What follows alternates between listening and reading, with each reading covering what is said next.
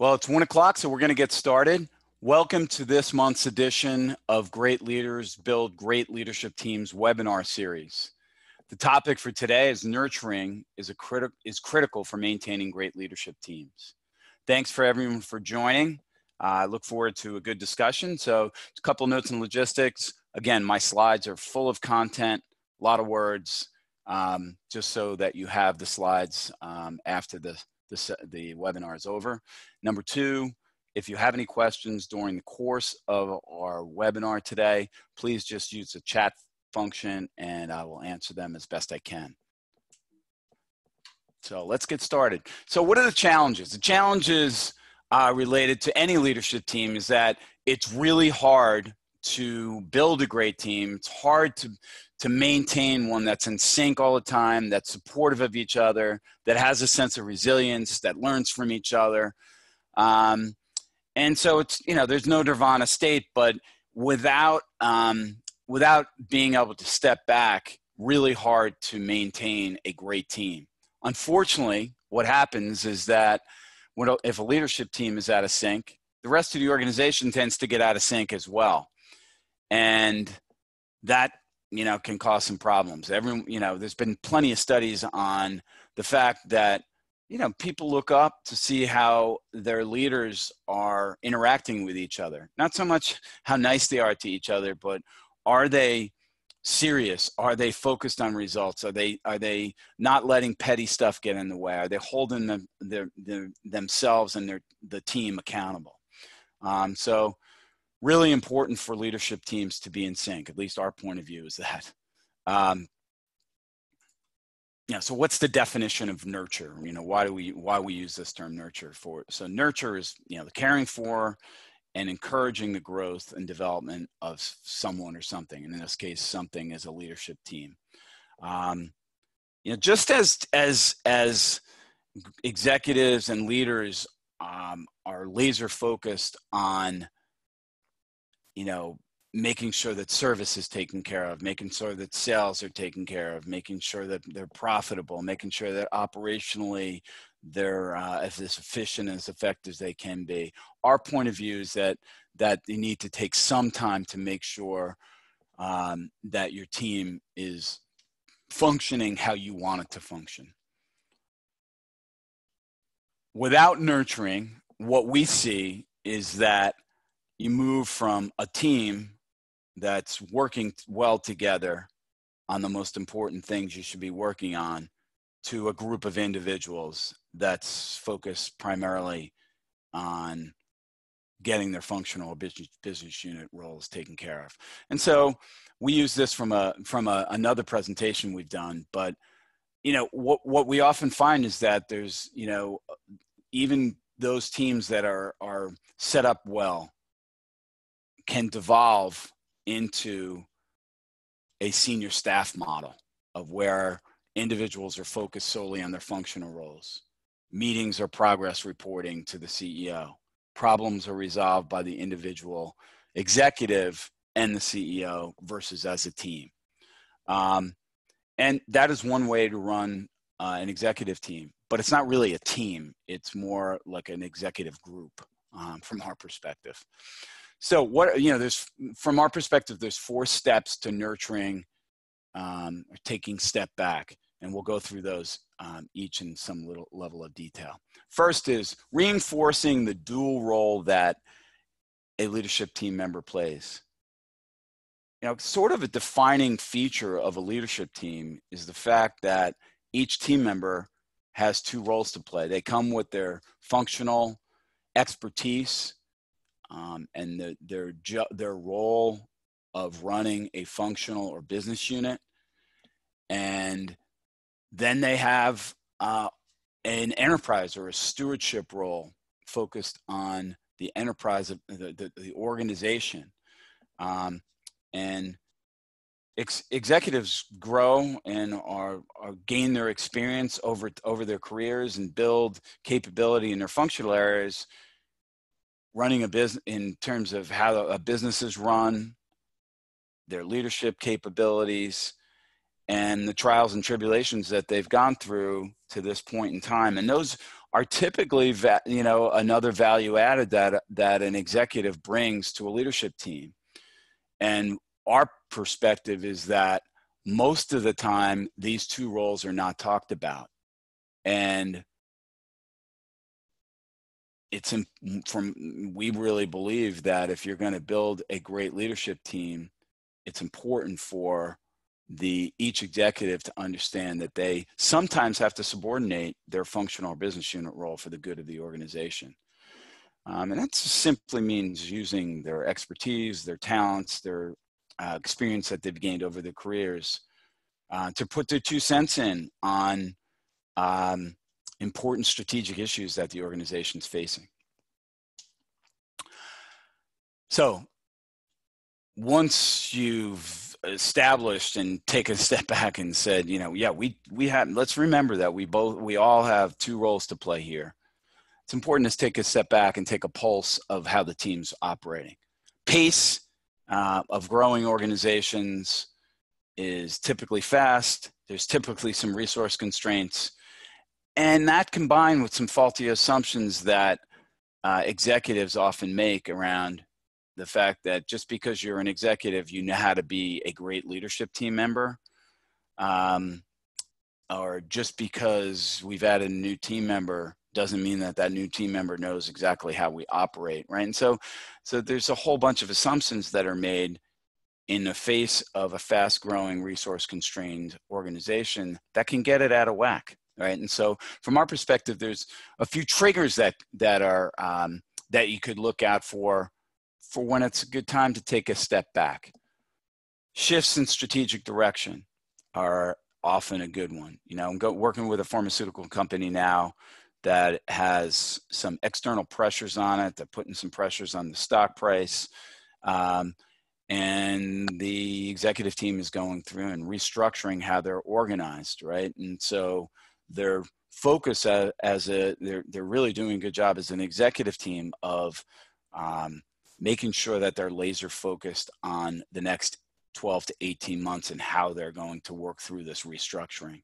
And so they've taken a step back and said, hey, how are we gonna do this together? Transitioning to a new CEO. Obviously, CEOs come with their own perspectives and those own ways of leading their teams. Really important to be concrete and transparent about how you want to run your new team and making sure that everyone's on the same page with that. New team members, not assuming that the team members are just going to figure it out. And obviously palpable dysfunction, or, when people aren't getting along, they're lobbying the CEO. There's a sense that we're not addressing the most important issues in a productive manner. Obviously that's a big trigger, and from our perspective, everyone's taking a step back every 6 months or so and saying, how are we doing? I mean, we said we wanted to operate this way. How are we doing against that? And so what are you taking a pulse on? You're taking a pulse on 2 sides of this great leadership team coin that we talk about. On one side of the coin, there's structural factors for building a great team. Those are, things that help you focus on getting the outcomes you're looking for. And then there's relational dynamics or relational factors that help you figure out how we're going to do it in a productive, healthy way. And so those 2 things are inextricably linked. They are, you can't really have one without the other to be as effective as you can be. You can have really, great relational dynamics. People like each other. People trust each other. We're able to talk about great things well. But if you don't have good structure in place, and we see this in a lot of young companies that are growing fast, is they don't have good structure in place, and it leads to some relational strife. And the opposite is true as well. You could have great structure and really not such great relationships, and the structure doesn't really work that well. And what we see is that most executives will focus on fixing or addressing team challenges, leadership team challenges, with structural solutions primarily. Will put a new process in place. We'll put a new communications mechanism in place. We'll change how we meet. We'll fire someone. We'll add someone to the team. And all those things are probably necessary and important, but without assessing how well the relational dynamics are, then they're only they can only go so far. And then finally, making commitments. You know, we can excuse me, we can you know, assess all we want. We can step back and nurture all we want, but unless we take some moves to action, then really difficult to make any progress. So, you know, and here's a couple of examples. A team that's struggling to stay strategic might address how it meets so that they gain some discipline in their meetings to stay focused on strategic issues and not devolve into the latest operational crisis. And they commit to, yeah, that's how we're going to manage our strategic team discussions. Similarly, teams that have uncovered issues of trust are going to gain commitments from the individuals that are having trust issues to do something about it. A lot to be said on trust, and had several webinars and written a bunch of articles on this. Not going to talk about that now, but just to say that you can't ignore it. You know, if you have trust issues, you got to make some commitments to actually doing something about it. And, you know, just the last piece on commitments, teams that are able to have patience with each other, assume good intent, and support each other with the commitments that they make are much more likely to have some success than those that don't.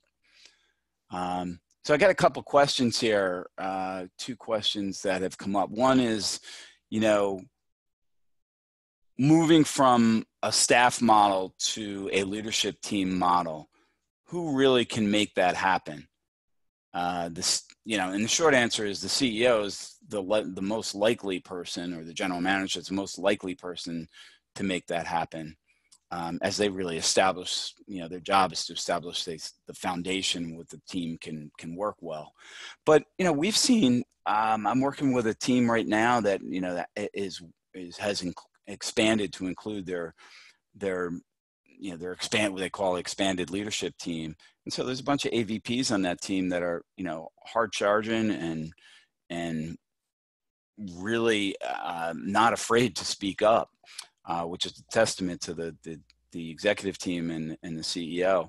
But, you know, one of the in a recent team meeting, one of the AVPs stood up and said, "Hey, look, I really appreciate being involved in these meetings, but I just feel like we could be doing more together, and rather than just reporting out to each other." So they're actually in the process of revamping, you know, sort of the focus of how they operate as a team, based on, you know, not just based on that alone, but based on the input from that AVP.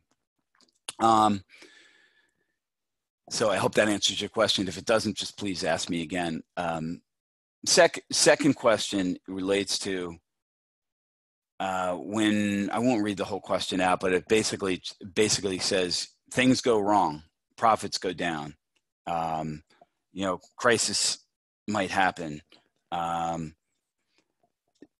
good teams able to weather those storms better than teams that aren't as effective?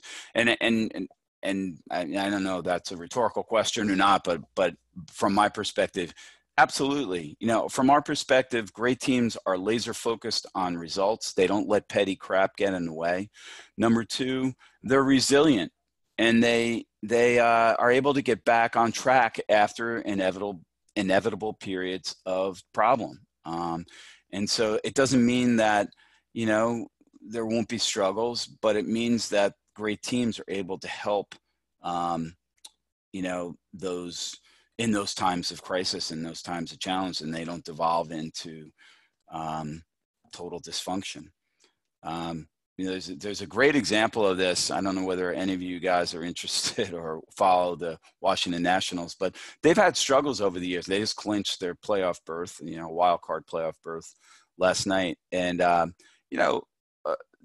it's a testament to their leadership. Their manager and their coaching staff have been very consistent in how they've dealt with the struggles they've had. They've remained positive, focused on the future, and they've, it's not that they're not concerned about when they were having struggles, but they dug in and they worked harder and continued to stay focused on supporting each other and moving forward.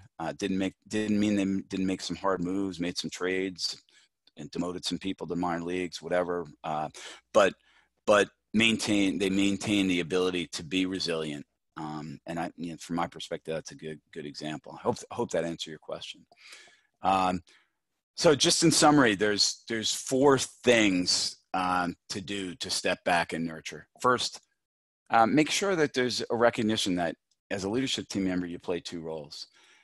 Take a step back periodically, or when one of those triggers hits. Assess your structural and relational challenges that you might have. And after you assess them, make some commitments to move towards action to fix them. And then, I just wanted to point you to our next webinar, which will be October 22nd.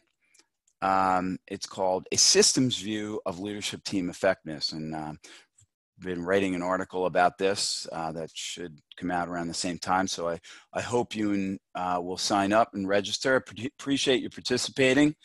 And I look forward to seeing you on our next webinar. Thanks so much.